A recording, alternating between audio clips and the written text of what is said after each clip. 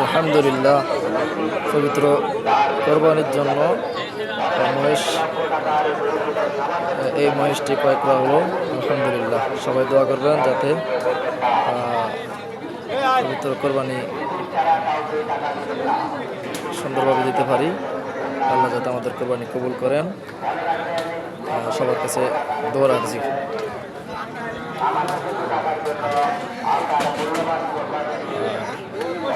দামটা বললাম না, কারণ দাম বলাটা এক পর্যায়ে ভালো হবে বলে আমি মনে করি না।